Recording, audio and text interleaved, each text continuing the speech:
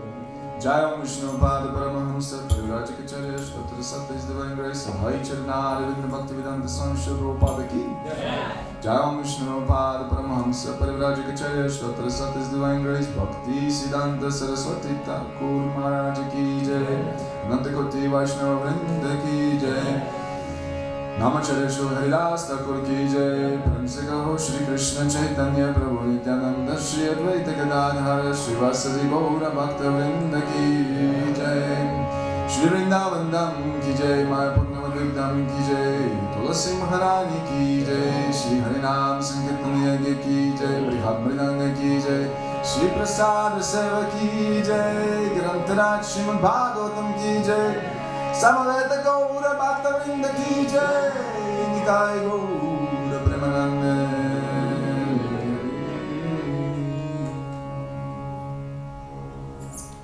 Om Namo Bhagavate Vasudevaya Om Namo Bhagavate Vasudevaya Om Namo Bhagavate Vasudevaya Om Namo Bhagavate Vasudevaya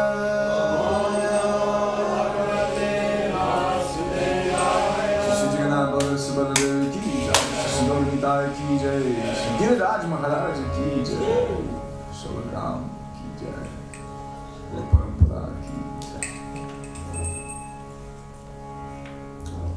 Hare Krishna. So what time is the class?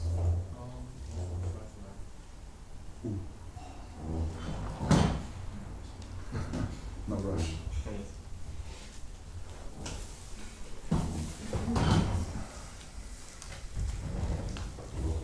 Okay. Hare Krishna, everyone. Good morning. In this beautiful, beautiful temple. There's a name for this temple? I actually never asked my sister. New Jagannath Puri. Huh? New New Jagannath Puri. Oh, very nice. Very special place. New Jagannath Puri. We were thinking to call our center in Riga, Bhakti Center, New Nilachala.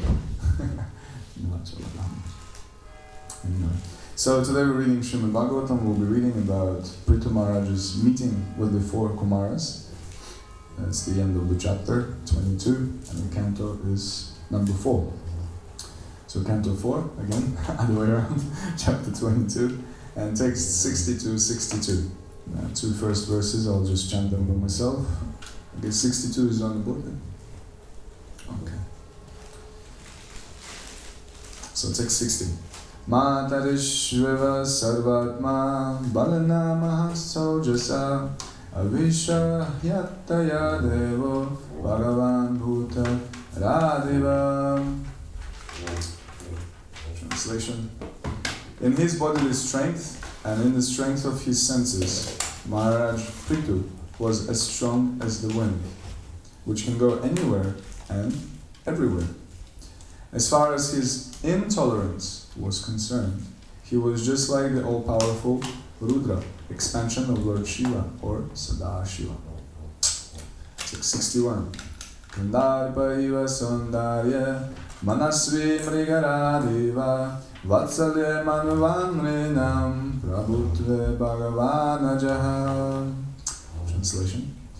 In his bodily beauty, he was just like Cupid, and in his thoughtfulness, he was like a lion. In his affection, he was just like Swayambhuva Manu, and in his ability to control, he was like Lord Brahma. Text 62. And we have 4 lines there. Until? Okay, right. There are 2 more lines. It's okay, we can chant all 4. And then I'll chant 2 by myself again. Okay, text 62. Brihaspatir Brahmavade Atma Tattva Swayam Hari Bhaktya Go Guru Vipreshu Vishwaksenanu Vartishu Brihaspatir Brahmavade Atma Tattva Swayam Harihi Bhaktyago Guru Vipreshu Vishvaksenanuvartishu Brihaspatir Brahmavade Atma Tattva Swayam Harihi Bhaktyago Guru Vipreshu Vishvaksenanuvartishu. Please you chant. Brihaspatir Brahmavade Atmavatva Swayam Harihi Bhaktyago Guru Vipreshu Vishvaksenanuvartishu Brihaspatir Brahmavade Atmavatva Swayam Harihi Bhaktyago Guru Vipreshu Vishvaksenanuvartishu. Ladies. Brihaspati Brahmavade Atmavatve Swayam Harihi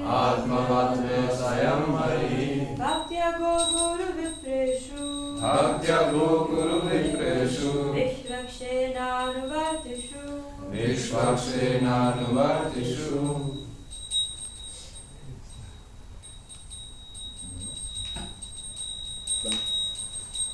Okay. And two more lines. Hriya prashraya shilabhyam atmatulya parodyam. Word for word translation, please repeat. Brihaspati, the priest of the heavenly planets. Brahmavade, in the matter of spiritual understanding. Atma Tattva, in the matter of self-control. Swayam, personally. Harihi, the Supreme Personality of Godhead. Bhaktya, in devotion. Go, cow. Guru, spiritual master. Vipreshu, unto the Brahmanas. Vishvaksena, the personality of Godhead. Anuvartishu, followers. Kriya, by shyness. Prashraya Shilabhyam,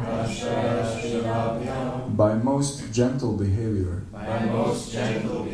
Atmatulyaha, exactly like his personal interest. Para udyame, in the matter of philanthropic work. Translation and purport by His Divine Grace of Acharya Dasa ki Jai. So, in his personal behavior, Prithu Maharaj exhibited all good qualities, and in spiritual knowledge, he was exactly like Brihaspati. In self-control, he was like the Supreme Personality of Godhead himself. As far as his devotional service was concerned, he was a great follower of devotees who were attached to cow protection and the rendering of all service to the spiritual master and the Brahmanas. He was perfect in his shyness and in his gentle behavior, and when he engaged in some philanthropic activity, he worked as if he were working for his own personal self. Let's repeat. In his personal behavior, Prithu Maharaj exhibited all good qualities. And in spiritual knowledge, he was exactly like Brihaspati.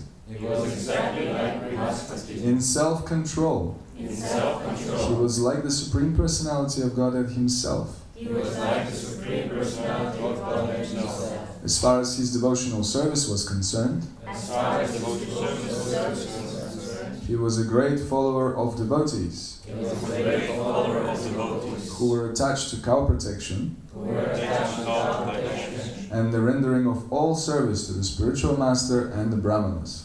and the rendering of all service to the spiritual master and the brahmanas.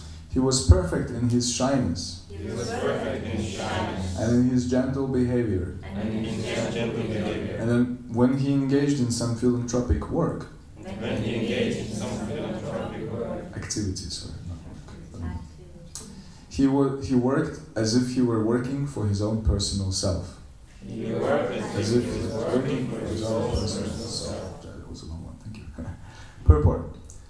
When Lord Chaitanya talked to Sarvabhauma Bhattacharya, the Lord honored him as the incarnation of Brihaspati.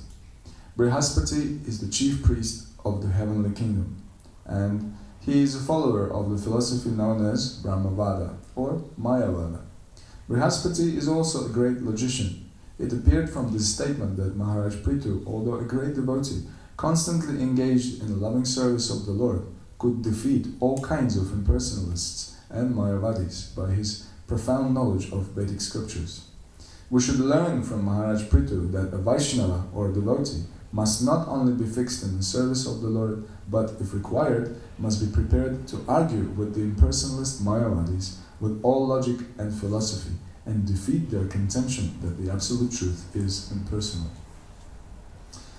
The Supreme Personality of Godhead is the ideal self-controller or brahmachari. When Krishna was elected to be president of the Rajasuya Yagya performed by Maharaj Yudhishthira, Grandfather Bhishmadev praised Lord Krishna as the greatest brahmachari. Because Grandfather Bhishmadev was a brahmachari, he was quite fit to distinguish a brahmachari from a vyabhichari. Although Prithu Maharaj was a householder and father of 5 children, he was still considered to be most controlled. One who begets Krishna-conscious children for the benefit of humanity is actually a brahmachari. One who simply begets children like cats and dogs is not a proper father. The word brahmachari also refers to one who acts on the platform of Brahman or devotional service. In the impersonal Brahman conception, there is no activity, yet when one performs activities in connection with the Supreme Personality of Godhead, he is to be known as brahmachari. Thus, Prithu Maharaj was an ideal brahmachari and grihastha simultaneously. Vishwaksenanuvartishu refers to those devotees who are constantly engaged in the service of the Lord. Other devotees must follow in their footsteps. Srila Narottam Das Thakur said, Acharya Gosani Andra Munitanra Das. He is prepared to become the disciple of anyone who follows in the footsteps of the 6 Goswamis. Also, like all Vaishnavas, Maharaj Prithu was devoted to cow protection, spiritual masters, and qualified brahmanas. Prithu Maharaj was also very humble, meek, and gentle, and whenever he performed any philanthropic work or welfare activity for the general public, he would labor exactly as if he were attending to his own personal necessities. In other words, his philanthropic activities were not for the sake of show, but were performed out of personal feeling and commitment. All philanthropic activities should be thus performed. Om Jnana Timirandasya Gyananjana Shalakaya Chakshuru Militam Yena Tasmai Shri Gurave Namaha Shri Chaitanya Manobhishtam Stapitam Yena Bhutale Swayamrupa Kadamahyam Dadati Swaparantikam Vandeham Shri Guru Shri Yuta Padakamalam Shri Guru Vaishnavamscha Shri Rupam Sagrajatam Sahagana Raghunatam Vitam Tam Sajivam Sadvaitam Savadutam Parijana Sahitam Krishna Chaitanya Devam Shri Radha Krishna Padam Sahagana Lalita Shri Vishakam Vitamscha He Krishna Karuna Sindhu Dinabandhu Jagatpate Gopesha Gopika Kanta Radha Kanta Namostute Tapta Kanchana Gaurangi Radhe Vrindavaneshwari Vrishabhanu Sutta Devi Pranamami Hariye Vanchakalpa Tarubhyascha Kripa Sindhu Devacha Patitanam Pavanebhyo Vaishnavebhyo Namo Namaha. Jai Shri Krishna Chaitanya Prabhu Nityananda Shri Advaita Gadadhar Shri Vasudeva Gaura Bhakta Vrinda. Hare Krishna Krishna Krishna Hare Hare Hare Rama Rama Rama Hare Hare. Hare Nama Hare Nama Eva Kevalam Kalo Nasteva Gatiranyadham. So, in his bodily strength and in the strength of his senses, Maharaj Prithu was as strong as the wind, which can go anywhere and everywhere. As far as his intolerance was concerned, he was just like the all-powerful Rudra expansion of Lord Shiva or Sadashiva. In his bodily beauty, he was just like Cupid, and in his thoughtfulness, he was like a lion. In his affection, he was just like Swayambhuva Manu, and in his ability to control, he was like Lord Brahma. In his personal behavior, Prithu Maharaj exhibited all good qualities, and in spiritual knowledge, he was exactly like Brihaspati. In self-control, he was like the Supreme Personality of Godhead himself. As far as his devotional service was concerned, he was a great follower of devotees who were attached to cow protection and the rendering of all service to the spiritual master and the brahmanas. He was perfect in his shyness and in his gentle behavior, and when he engaged in some philanthropic activity, he worked as if he were working for his own personal self. My gosh, such an amazing personality, Prithu Maharaj. Actually, I was really grateful because I think it's the first time, because I'm a new devotee, and it's the first time that I think I'm speaking on this part of Bhagavatam, the fourth canto, this particular pastime of Prithu Maharaj. So I had to do some homework as much as I could with all this driving in the Alps. That was crazy. Anyway, so here, I'm sure you have been hearing about Prithu Maharaj's qualities and what he was doing and how he appeared in this world. And there was this King Hanuman, and then he passed away, and then there was this King Venu, then he had a child, Venu, who was a very nice kid, yeah. He was very well behaved, just like Prithu Maharaj. Yeah? No, he was actually killing for fun. Yeah, he was killing animals for fun. He was going to the forest, and then that was not enough. Also, he was killing his friends. You know, they would play something, and it's like, "Give me this is my toy." You know, so very nice person.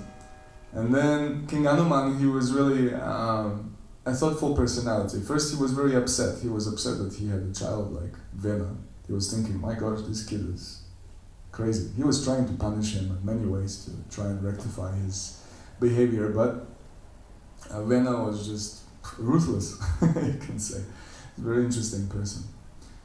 And so then Hanuman was thinking, well, actually this is good because he helps me to be detached from this family life. You know, so he helps me to actually take sannyas, go to the forest and Hare Krishna and go back to Godhead, right? So anyway, it's not that we're against Grihastha lifestyle. Myself, anyway. And so Hanuman went to the forest, and then the kingdom was without any ruler, and the thieves and rogues started, plundering people and disturbing the people, etc. And so then the Brahmanas were thinking, or the priests, Brahmanas, they were thinking the head of the society. The Brahmanas, they don't rule themselves, but they help with the welfare of all the people. So they decided that something needs to be done, and they asked mother of King Venu, I think her name was Sunita or something, or Shunita, something, I don't remember exactly now. But anyway, so with her permission, they installed Venu as a king. Da-da-da-da. And all the rogues and thieves, they fled away because they were really scared of him, because he was very ruthless. If you steal a penny somewhere, you get hanged, something like that. Anyway, but then King Venu also became very proud, and he basically declared, when Brahmanas came to him and said, well, maybe, you should calm down a little bit and, rule the people in a nice way. Now, instead of rogues and thieves disturbing all the people, you are disturbing them, they're disturbed by you. And so he said, no, actually, you should worship me as the Supreme Personality of Godhead. I'm the all-powerful person. And so they were, okay, this guy is gone. So with the power of the mantras, a sonic weapon, the power of sonic weapons, the Brahmanas, they basically killed Vena. But then his mother, she decided to preserve his body in various oils. That's the preservation. Nowadays scientists, they're trying to preserve. So in those days it was already available. So who is more advanced? Hare Krishna. And so they preserved his body in some special oils. And then again the thieves and rogues started, plundering the people, disturbing the people, and Brahmanas again were thinking what to do. And so they decided that, hey, let's do some genetics. What's it called? Genetic. Anyway, they did some science again. They produced cloning, right? Not exactly cloning, but anyway, I forgot the word.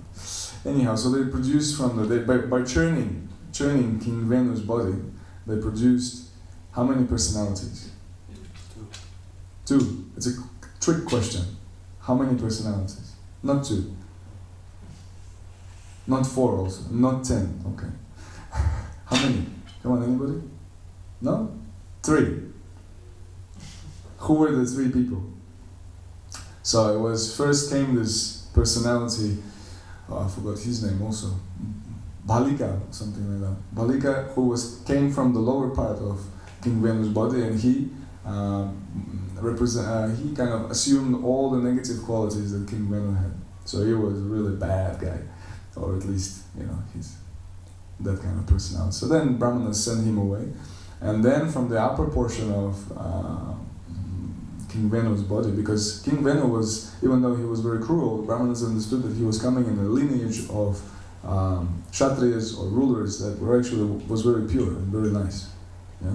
So then, from this upper portion of his body came Prithu Maharaj, as a Shaktavesha avatar, particularly empowered to rule. He was the ruler incarnation of the Lord, or the empowered incarnation of the Lord. And also came Archi.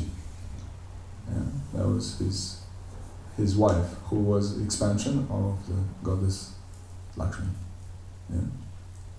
So then they were a couple for the rest of their life. And so right from the beginning, actually, of Maharaj Prithu's life, it's very interesting. You must have also read about it. But the reciters, professional reciters, Brahmanas, they were praising the king. They were praising his future activities. And Maharaj Prithu, he was saying, well, actually, maybe, not now, because I haven't actually done those things. But it's really interesting because the things that they were saying, right from the beginning, they were already a prediction. So what we're reading now is what they have predicted already sometime before, even before Maharaj Prithu performed all these wonderful activities. And some of the amazing activities that he performed were, he milked the earth in the form of a cow. Yeah, he was concerned. Actually, it was really interesting to hear from Burjan, His Grace Burjan Prabhu. He was saying that the leaders, they have to establish 2 things. The leaders, they must make sure that everyone is well fed. Yeah? And this, of course, can be applied in our temple life with a temple president, and whenever you're in charge of something, or you're a parent, whatever, you have someone under you, or someone you take care of.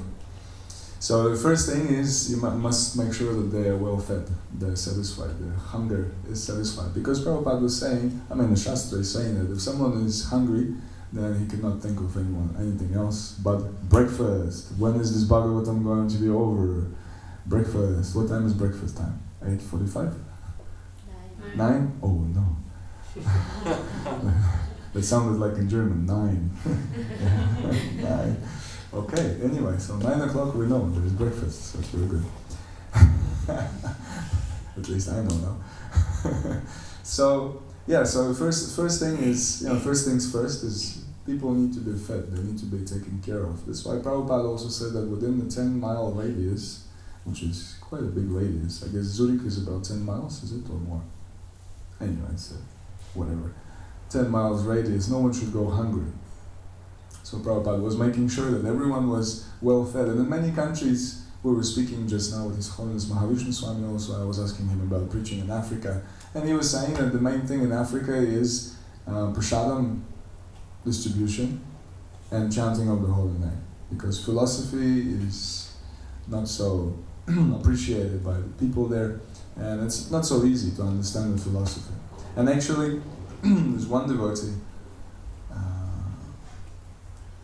forgot his name, but his Prabhupada disciple, Burjan Prabhu, was telling about that. He was saying that he asked him to summarize Krishna consciousness. And he said, Krishna consciousness is simply love, and all the philosophy is just the front. It's like, the facade, or the explanation. Like they say that, I remember I came to a Riga temple for first time after many years. I was back home. I was living in New Zealand. I came back home and, meeting all the friends and everything. And then, we were setting up to do some kirtan. And I was reading Bhagavatam. And one devotee came up to me and said, so you're going to continue reading Bhagavatam or you're going to join us in kirtan? I said, of course I'm going to go and join you in kirtan. Because all these books that Prabhupada has written, all the books that Acharyas have written and left us, are talking about one thing. And they're talking about bhakti yoga, the love.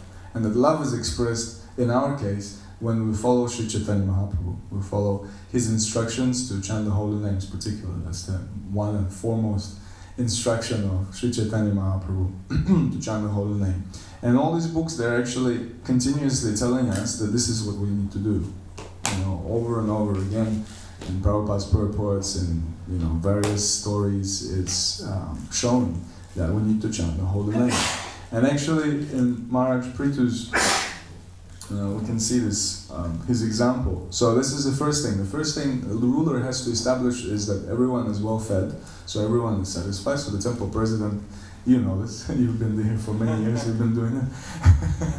So you need to make sure that everyone is well fed. Actually, this is instruction in Srila Prabhupada, isn't it? That make sure that your devotees are jolly and well fed. This is the instruction for temple presidents, or anyone in the authority. So, and then second thing that the ruler or the temple president needs to do, or the leader of the yatra, is make sure that everyone is engaged. Everyone is engaged in some meaningful activity, as Burjan Prabhu puts it. Meaningful activity, of course, means that, yes, we do some activity that brings us, satisfies our hunger, so that means, some work, if that's necessary. And meaningful activity also means that the ruler needs to make sure that all the people in his kingdom or under his care, let's put it this way, because ruling is like, a word that you rule the people. You tell them, you go there, you sit here, It's like temple president, right? Familiar. Anyway, but the ruler, actually the king means one who takes care, or the temple president, he takes care. That's the quality that the leaders need to meditate on. Actually, I asked once my spiritual master, His Holiness Bir Krishna Goswami, he was giving this Ram Katha on Ram Navami many times, but one particular time I asked him, what's the main lesson? Because he was talking about many lessons of Ram Lila. And so, Hare Krishna, here he is. And so, this is important for you also. For us all, of course, sorry, I'm just being a bit friendly with devotees. But so I asked him, what's the main lesson from Ram Lila that we need to learn? And he said that the ruler or a leader must be able, must is not it's like you have to do it, but it's not that you have to do it. A leader is someone who can sacrifice his happiness for the happiness of others. So that's a natural leader. Of course, you can I have to do it. I have to sacrifice for others. But actually, a natural leader, then he's naturally like this. That's his natural quality. Of course, by practicing Krishna consciousness, we'll develop these qualities also. Some quicker than others. Sometimes Krishna arranges situations that you really you must become very humble. You just get really humbled. Burjan Prabhu was saying an interesting thing ages ago. I've heard this from him. He was saying that if you're not humble yet, Krishna will make you humble by giving you old age. So by becoming old, every one of us, everyone, actually becomes more humble, because you can't do things that you were able to do. Like even Prabhupada was saying once, he was seeing all the boys jumping and dancing, and he said, I'm an old man, I want to do it, but I cannot, my body doesn't let me. And this is actually, it's gonna come. Hare Krishna. Sooner or later. Actually, sooner than later. Than we think. So this is the second thing that the leader needs to establish, to make sure that people are engaged in some meaningful activity, meaning that they progress in their spiritual life. Yeah, so that's the main thing. And of course, nowadays the leaders, like King Venu, King Venu, he stopped all the sacrifices, all the Brahminical activity, etc. And so that was a big problem, because peace formula is Bhaktaram Yagyatapasam Sarvalokam Maheshwaram Suhridam Sarvabhutanam Gyatvanam Shantim Rishti. That Krishna, we need to the understanding that Krishna is the Supreme Personality of Godhead, that He's the proprietor of everyone and everything, and that basically nothing belongs to us. And then it's like Prabhupada says, it's a spiritual communism. And it actually makes everyone very happy, and it deals with greed and all sorts of different things, because if everything belongs to Krishna, then we're just the caretakers, we just take care of all these things. Like even, I remember His Holiness Bhaktivedanta Purna Maharaj, he was talking about the phone, he was just giving an example. He said sometimes, people just throw the phone, like on the table or something. But actually it's Krishna's property. He's talking about devotees. The devotees are a bit reckless. Maybe not the phone, because it's precious, you're gonna break this glass, something. But something else, you just put your clothes like this and just throw it on something. Actually, this is, everything that we have, if this is one interesting story about acceptance to Gurukul. Because, we have a child now, and so we were thinking and hearing about all sorts of different things. He's not here. Mama's also not here because of him. And what to do? Different life. So they were saying that in Gurukul, in Mayapur, what's it called? Bhaktivedanta Gurukul? Or what's the name of it? What's it? Yeah? Mayapur. It's in Mayapur. Yeah. Anyway, this must be official name. But anyway, so there, they had different, they have interviews with, parents come and, with the child. And so there's one kid that comes, they're talking to him, and he's just like running around and doing this and that. That's probably my child. Anyway, he's just doing but he's too young. But anyway, so, at the age of 5 or 6, he's just running around, grabbing this, grabbing that, just doing some stuff, and, while they're talking. And then in the end, it's finished, and they went away. And then the second family comes in, and the boy is just sitting there the whole time, he's listening and, kind of interacting. And then when it's all finished, he pays his obeisances, he rolls the mat and puts it in his proper place. So you can tell who is ready for Gurukul, by the behavior. It's quite amazing how nature is already, of course parents influence, but nature is also there. So it's very interesting. So those two things that we need to make sure that people are fed. That's the first thing we need to do, that people are satisfied. Of course in Switzerland, I guess you don't have that problem. Are there any hungry people in Switzerland?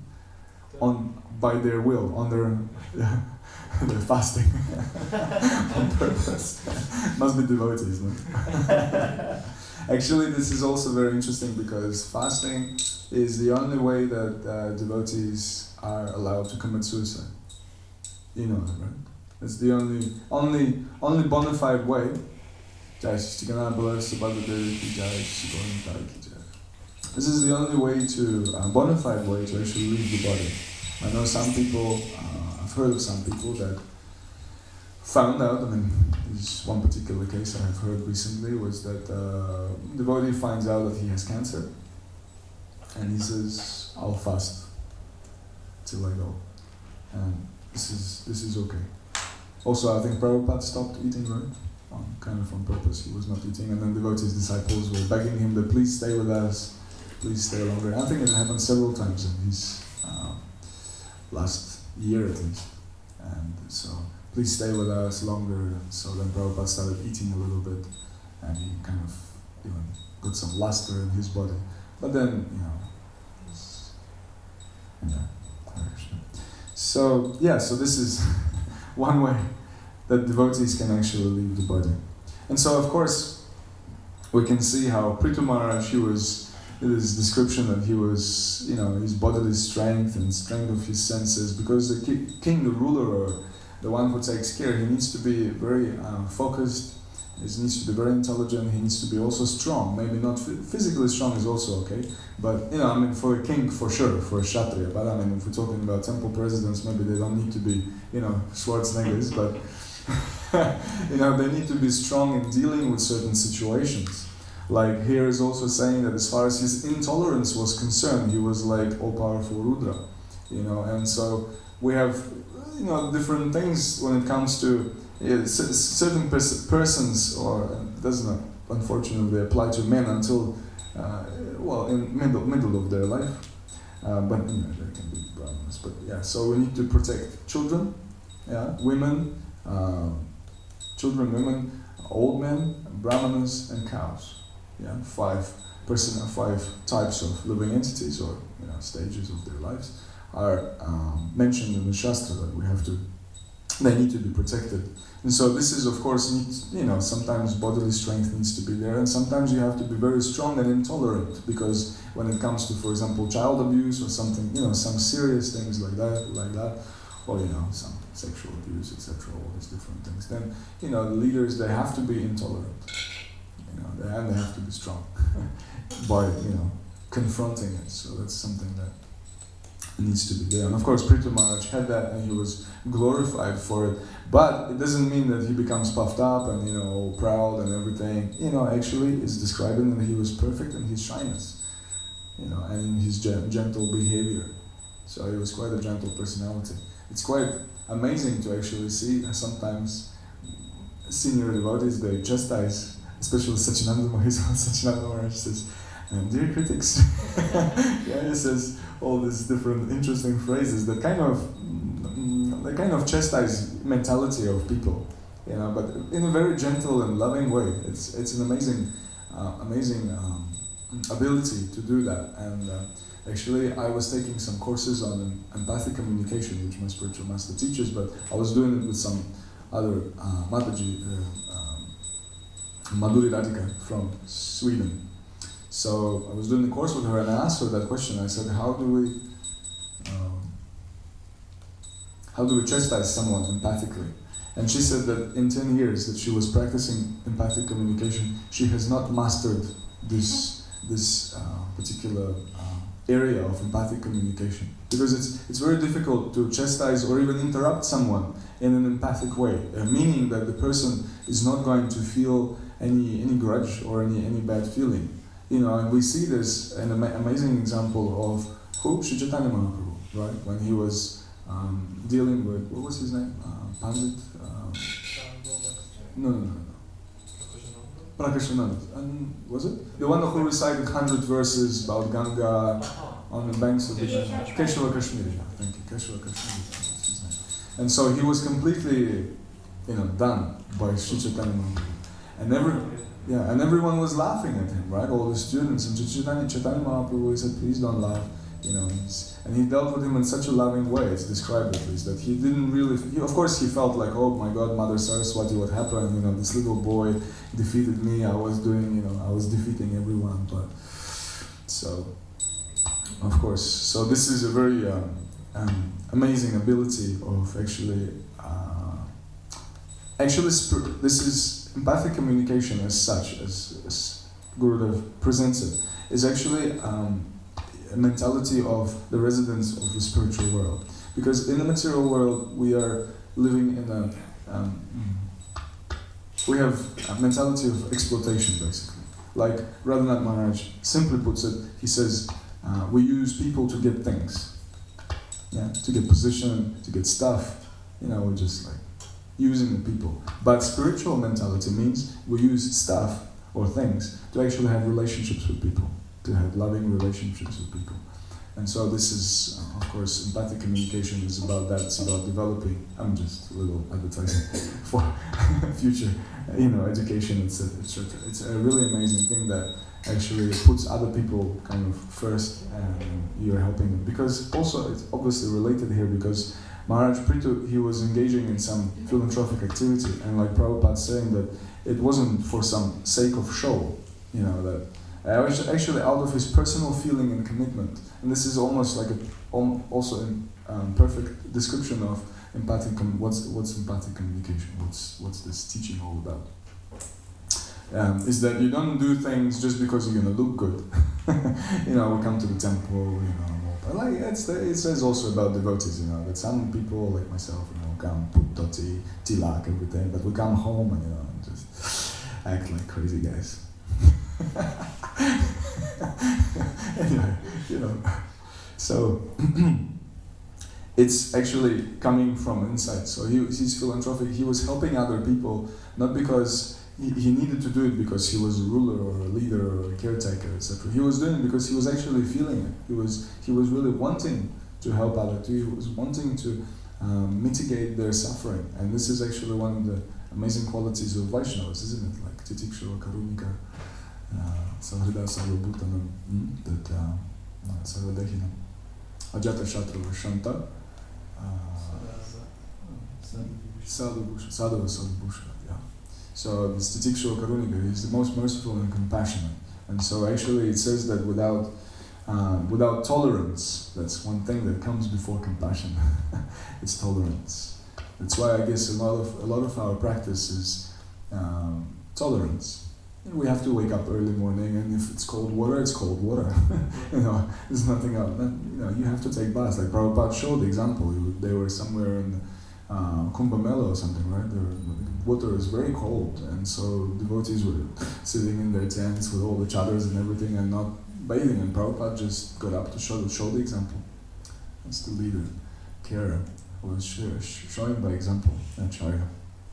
And he took this cold bath, and of course everyone was thinking, my God, Prabhupada, taking bath, and I also have to. But this is a lot to do with tolerance. And I was thinking about it also in terms of, like, for example, now we have a child, and a lot of people, they were saying, a lot of parents, they were saying, oh, sleepless nights, screaming, all this, different discomforts, that come with the birth of a child, and then as he grows, etc. And I was thinking, well, we had a few nights that, we kind of sat there and thinking, my gosh, what to do, because he's just screaming and you don't know why, and you tried every trick you knew, and, it's just not working.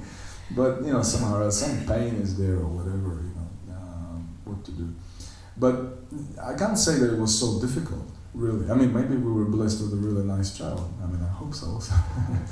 Please, if you see him, bless him to become a great preacher, because that's what my Guru Maharaj told me to do.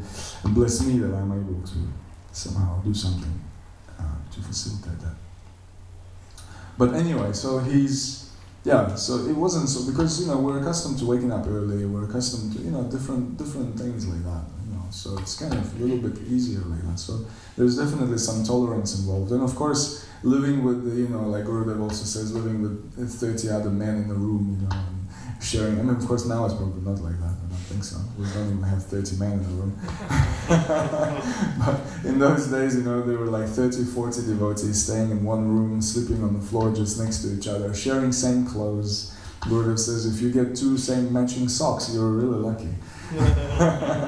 Usually, kurta is much bigger or much smaller, So then you have to go around, Prabhu, give us one. Also, and then different socks. Of course, Mahavishnu Swami doesn't care. He's got matching socks on purpose. Actually, I did that also for some time. But then I had usually blue and yellow socks, and then this conflict with Ukraine, and everybody was, oh, Ukraine. Guys, Ukraine. Nothing to do with Ukraine.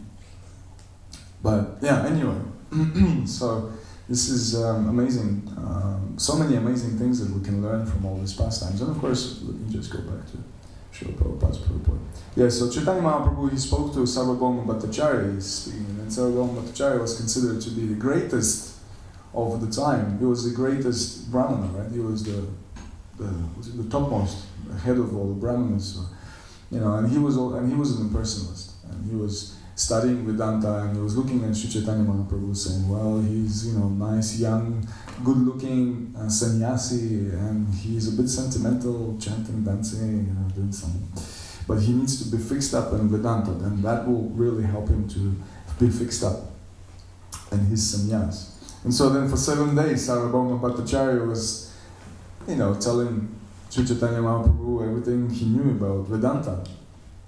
And Chaitanya Mahaprabhu was just sitting there. You've seen the painting, I guess. He was just sitting listening and not saying anything. And then Sarvabhauma Bhattacharya, after 7 days, I wonder why didn't he ask earlier, but 7 days is a long time. He had a lot of tolerance and patience, I guess, also. So for 7 days he was speaking, and then after 7 days he asked him a question. He said, "Do you understand?" And Chaitanya Mahaprabhu said, "Well, I understand Vedanta very clearly, but you're just like a cloud covering it all. Vedanta is very clear. The Vedic scriptures are very clear, but you're covering it with your impersonal speculation, with your mental speculation." And so then he spoke to Sarvabhauma Bhattacharya. He spoke his version of his understanding of Vedanta. And actually Sarvabhauma Bhattacharya, who was the greatest Vedantist of the time, he accepted Sri Chaitanya Mahaprabhu. He accepted, and he became one of the foremost devotees of Sri Chaitanya Mahaprabhu, and he composed many songs about Sri Chaitanya Mahaprabhu also. And he became such a staunch devotee from being a Mayavadi. And of course this is to do with Srila Prabhupada's purport, saying that devotees have to be expert in convincing Mayavadis or Brahmavadis in the personality of supreme personality of Godhead. So he's personal. And so Sri Chaitanya Mahaprabhu convinced Bhattacharya, Sarvabhauma Bhattacharya, and he became such a great devotee that one day he was reciting this verse, Tatanu Kampasu Samikshramano Bhajana Yavatma Kritam Vipakam Hridvagva Pubhira Dadam Namasya. And then, Mukti Padesa Dayabhak. And he was saying, Jiveta ya Mukti, Jiveta ya Bhakti, Padesa Dayabhak. And Chaitanya Mahaprabhu said, what? What is this? And Sarvabhauma Bhattacharya said, well, since I became a devotee, the word mukti, or liberation, is kind of, making me sick, you can say. And Chaitanya Mahaprabhu said, well, this is nice sentiment, but, let's not change the Shastra. The Shastra is there. And actually the word mukti is really interesting. The word mukti is used in many ways. We just had Brajarana Prabhu visiting our temple. You know Brajarana Prabhu? He's the personal assistant for many years of Bhakti, the Ganga Swami Maharaj. He's very brainy devotee. And he was saying how mukti actually has so many meanings, and this liberation actually doesn't really exist as in just liberation. Anyway, he was giving a very philosophical understanding. But our understanding of mukti, which of course Chaitanya Mahaprabhu explained to Sarvabhauma Bhattacharya, is that real liberation is actually, because if we look at the scale, minus, 0 and plus, then material world is like the minus, right? We're going into this banyan tree, right? The 0 is where the level, the ground level, where the tree is just about to go up and about to reflect on this lake, on this river, on this water. And so this is 0. And so it says in Bhagavad Gita that we are in this reflection in the material world. We're like in the reflection. So it's like a minus. We're in the minus, whatever it is, 100, 108, 16,000, whatever you want, So we're in the minus. And so and then of course this verses are saying, so Prabhupada is explaining there in Bhagavad Gita in purport that, we're like monkeys jumping on this, the reflection of the crown of the tree where all the fruits and leaves are, but actually they're a reflection. It's lust, greed, envy, all these nice qualities, they're there and we're after them. And so this 0 is like this, basically like Mayavada, Brahmavada philosophy. This when it's nothing, nirvishesha, shunyavada, 0. Like Prabhupada's mantra. Also, Krishna West, actually, my Guru Maharaj loves this, he's friends with Hridayananda Goswami Maharaj, and so he jokes about it, because actually the original Krishna West person is who? Srila Prabhupada. He even put it in his pranam mantra, because he is Paschatya Deshatarana. He's going to the West to deliver the Western people. So he's the original Krishna West. And a sannyasi is not supposed to cross the ocean, and so many different things. And actually there's one story where we were just hearing from His Holiness Mahavishnu Swami that he was saying all these hippies, they took their Jagannath, they know the story, when they took Jagannath, devotees just decided, let's take Jagannath out to the park, to this hippie hill, let's just chant with Jagannath there. And then Prabhupada came there, and he sees all these hippies, they're half dressed or, half naked, whatever you want to say. And they're all dancing there, and Srila Prabhupada is there, and he was, he was thinking this is not proper, but then he was thinking, well, they're all chanting, and, then he was thinking, let's do Ratha Yatra. So this is how Ratha Yatra started. But it was really interesting because Srila Prabhupada's thought at that time was, apparently, Mahavishnu Swami is saying that Prabhupada was thinking, what would my godbrothers think about me now? In some hippie hill with all this, half-dressed people or undressed people, chanting Hare Krishna. This is real Krishna West. Talking about Krishna. It's amazing. So this level, the ground level, is zero. It means nothing. It means no minus and no plus. Right? This is a simple way to understand what this nirvana or Mayavad philosophy is all about. It's about just being free from any kind of negative emotions, negative influences, etc. But at the same time, no positive either. So then you're kind of, nothing is happening. You're just in the nothingness. And it's interesting, Keshala, what's his name? Keshavamana Prabhu in Vrindavan, he gives nice classes. Prabhupada disciple. So he was saying nothing by its definition, it does not exist. Because nothing cannot exist. Anyway, think about it. Nothing does not exist. So there's no such thing as nothing. There's always something. So then this level is basically zero when there's nothing happening. And of course, there is a plus, and we know that it says that Anandamaya Vyasat, that the spirit soul, the living entity, is always searching for some nectar, basically, for some nice relationships, nice things to do. It's very active also. And of course, Sri Chaitanya Mahaprabhu says, Krishna Swarupahoy, Jivera Swarupahoy, Krishna Nityadas. Sorry. That the living entity, the constitutional position of a living entity is the eternal servant of Krishna. And of course, a lot of us, maybe when we join Krishna consciousness, or even now, we're thinking maybe I'm a gopi, maybe I'm a manjari, maybe I'm a cowherd boy, maybe I'm a peacock, maybe I'm this, maybe I'm that. But actually, it doesn't really matter. We don't need to speculate about these things. The main thing that we are, and the main thing that we need to focus on is this particular verse, Jivera Swarupahoy Krishna Nityadas. We're eternal servants of Krishna. And then, eventually, as we perform our service, as we perform our sadhana, as we get the taste, as we associate with devotees, as we become detached from this material world, as we get some spiritual emotions or power, and we're kind of coming to real prema, Krishna prema, then it's still, anyway, we're still servants of Krishna. It's not like it's going to change. We're serving here, like our temple president, Kalasamara Prabhu in New Zealand, also Prabhupada Dasa, he was speaking. He's saying how, what are you waiting for? We're already in the spiritual world. We already have association with Nityasiddha devotees. We have devotees around. We have Gaurnitai, Jagannath, Baladev, Subhadra. There we also have Shri Radha Giridhari, Giriraj Maharaj, Shaligram. What are you waiting for? It's already spiritual world. We don't need to think, when I'm going to get to spiritual world, then I'm going to do something.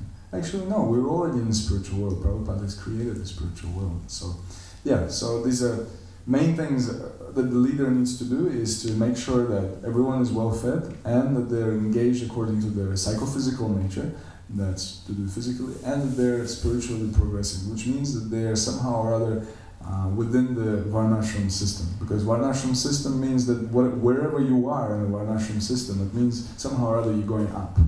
It's when you're outside of the Varnashram system, then you're outside. And so this is what the leaders need to make sure that people are within the Varnashram system. This is what Prabhupada was also saying, that 50% I have done, I have given you all the philosophy and process and everything, but 50% need to be done. It's for the general mass of people. He created the Brahmanas, that was his idea, the head of the society, and now he said it's up to you to think how to implement this in the whole world, basically, because it wasn't about just one building in Zurich. We're a young movement, but it's not about just this building. It's about every single building in this city and beyond, villages and everywhere. And so, of course, our process, this Krishna consciousness, is love, and to prove other people that God is personal is one of the best ways to do it, is but chant the holy names, chant Krishna's name, chant the name of Krishna, Hare Krishna, Krishna Krishna, Hare Hare, Hare Rama, Rama Rama, Hare Hare. And people are amazed because they're asking, what are we doing? And they can't even.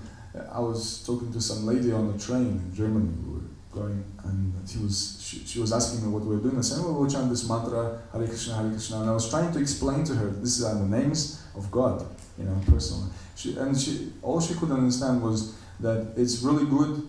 I understand that it's really good to repeat something over and over again to keep your mind peaceful. So it's like Prabhupada is saying, if you chant Coca-Cola, Coca-Cola, Coca-Cola, you'll get sick after some time. So this is one amazing proof, is that, I was giving class somewhere recently. It was really funny because actually at the festival I was preaching a class. And so there, I was explaining to new people and also sharing with other devotees that, all we do is chant Hare Krishna. So when I wake up in the morning, 4 o'clock in the morning, I run to Mangalarti. What do we do there? Well, we pray, we say thank you to Spiritual Master for teaching us how to chant Hare Krishna, and then we do what? We chant Hare Krishna. Then everyone will sit down. We pray to Tulsi Maharani to make me eternal chanter of Hare Krishna. and then we sit down and we take our bead bags and for 2 hours we chant Hare Krishna. And then when that's done, then the curtain is open and the deities are all dressed up. We sing Govinda Madi Purusham Tamaham Bhajan. I worship you, Govinda, the original personality. How? By chanting Hare Krishna. Then we go again, we do Guru Puja. We say, thank you, Prabhupada. Thank you for teaching us how to chant Hare Krishna. We turn around and go, Hare Krishna, Hare Krishna. Yeah? So it's all about, and then it's not over, right? Then we go out and, we chant in the streets, we chant more Hare Krishna. So this is really amazing, and I was saying that you can try and chant Coca-Cola like this, but I was saying please don't. If you decide to chant Coca-Cola like this, just chant Hare Krishna. At least you'll get some benefits straight away. Don't do this foolishness. But anyway, so we chant the holy names, and this is an amazing process because actually this is the process that stops all these different influences on negative influences in the world. We know Prabhupada was telling the story when there was a famine, right, in Kolkata.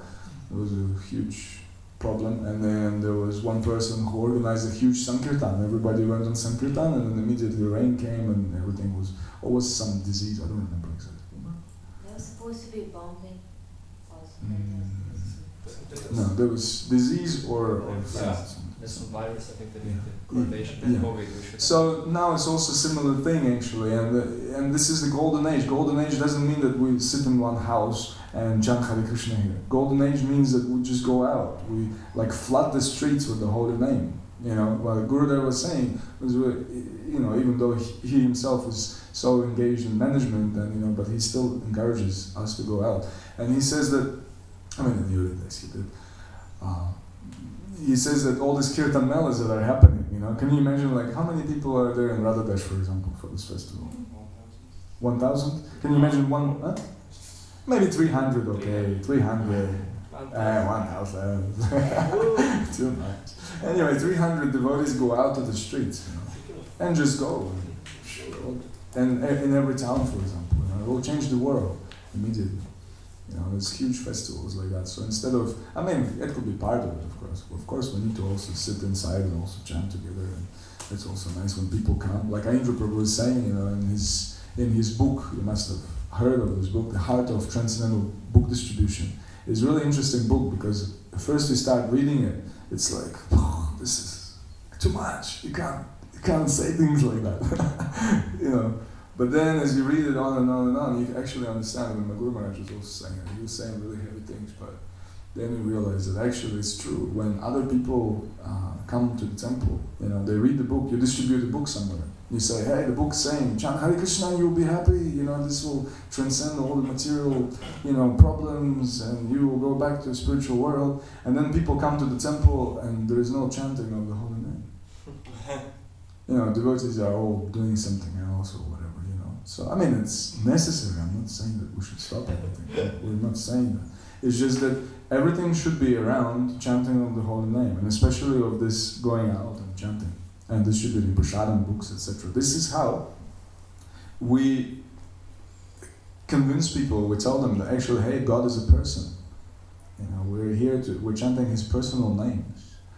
Then distribute books, prasadam, and then they get spiritual benefit. That's the difference.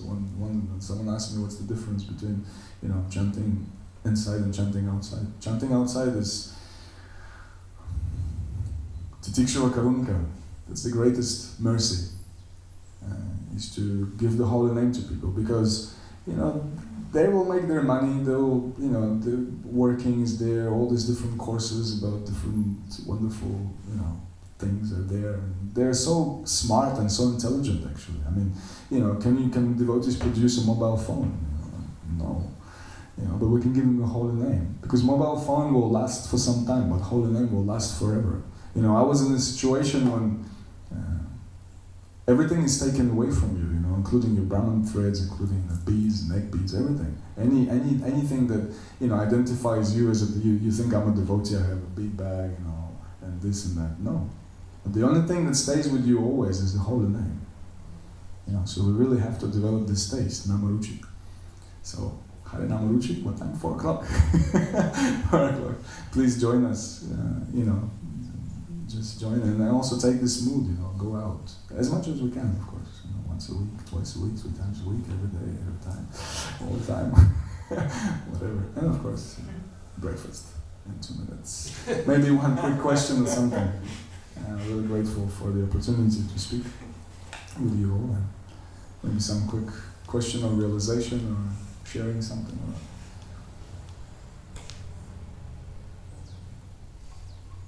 Everything crystal clear? Is there? All good? Yes. Thank you. Yeah. Thank you very much, Acharya.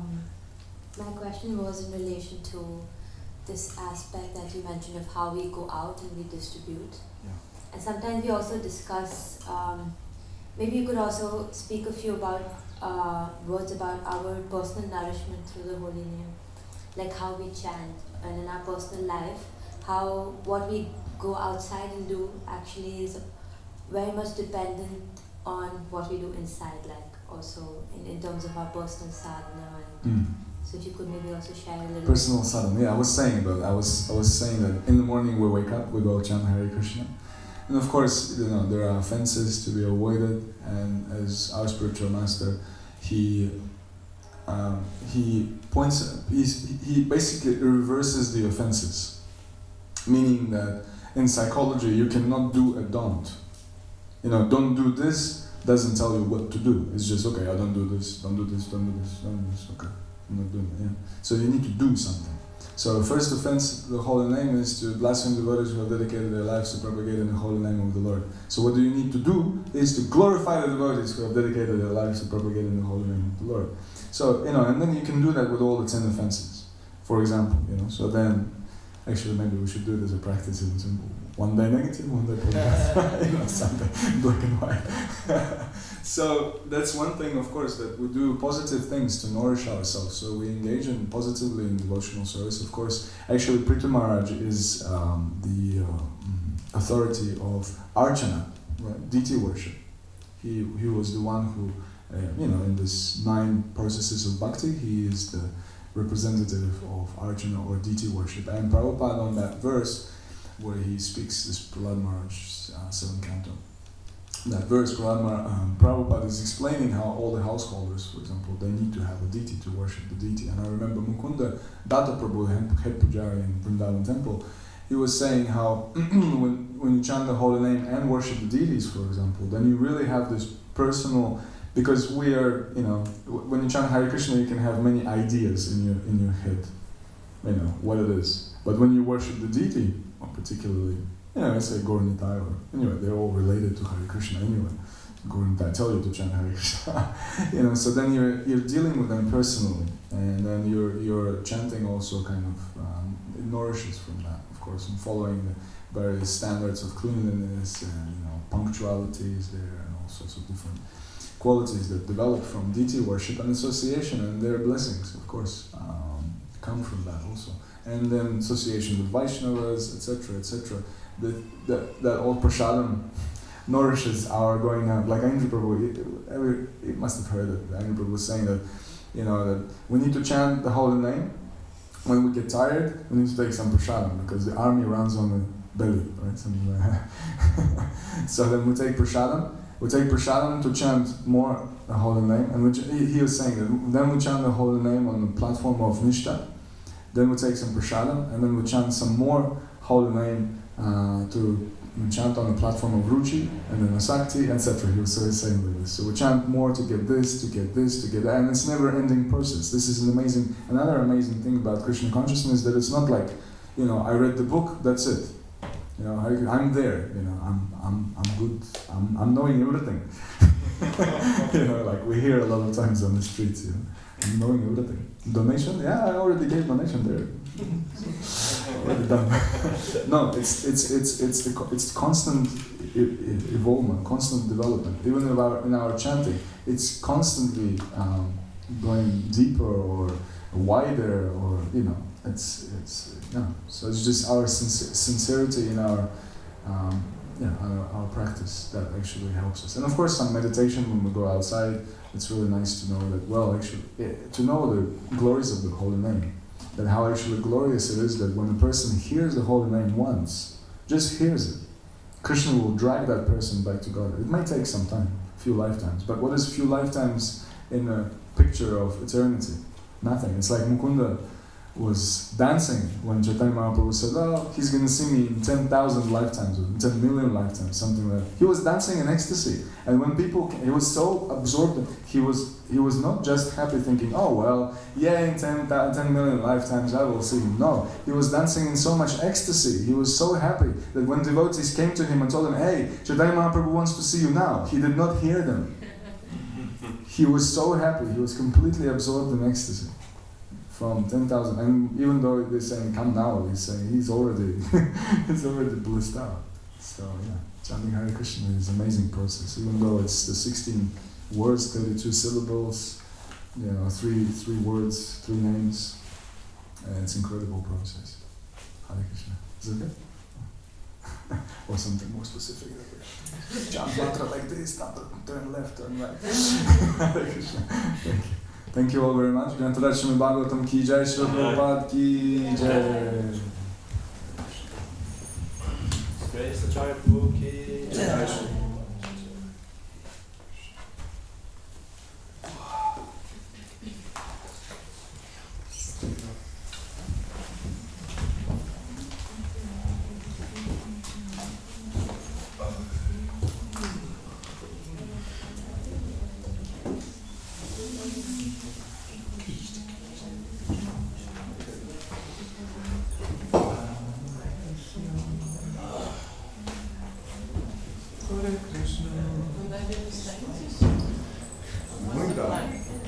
Но мы остаемся вообще на день. Только, наверное, мы пойдем... да. What? You will be here for lunch? Or? You will go there very early? But maybe we can just leave lunch for them. We can come a little earlier. It's okay. I'm not sure how that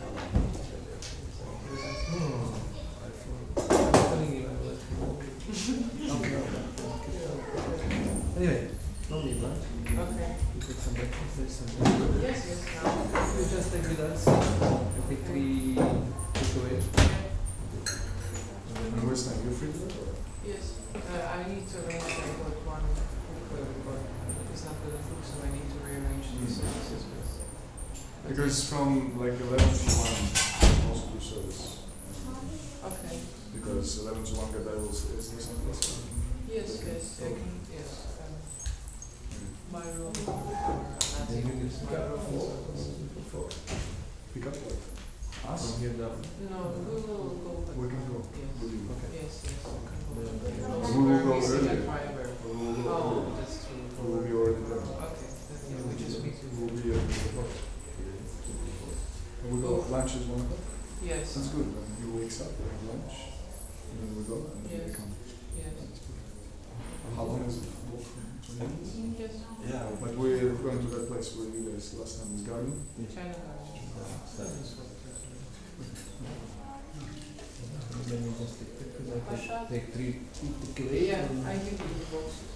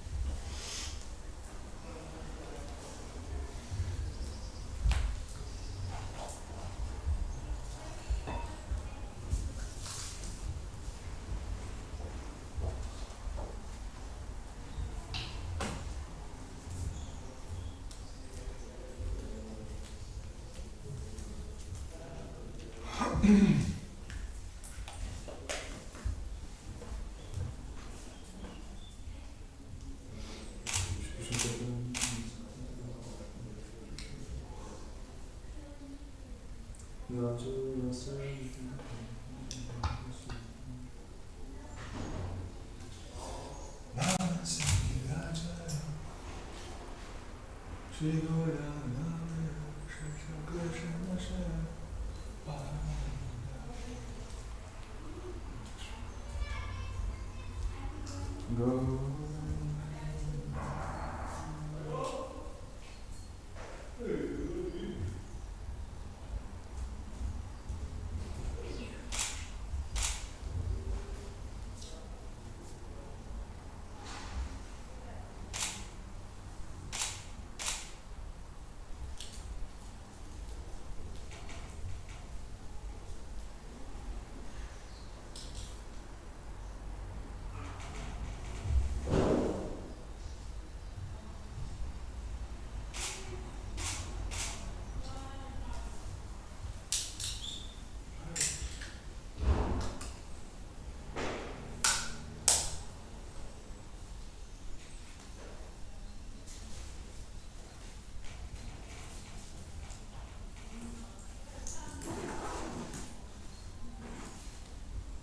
Krishna, Krishna,